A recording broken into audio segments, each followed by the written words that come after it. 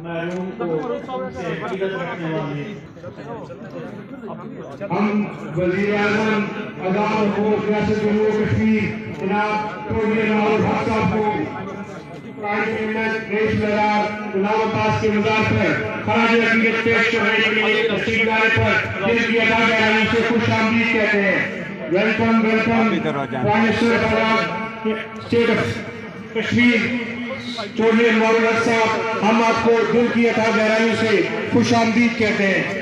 वज़ीर आज़म आज़ाद हुकूमत रियासत जम्मू और कश्मीर अब कायदे मिल्लत के मज़ार के ऊपर फूलों की चादर चढ़ाएंगे और फातिहा ख्वानी करेंगे।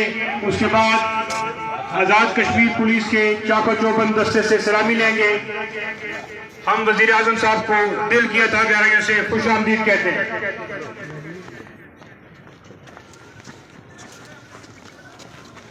साइड पे होते जाएं।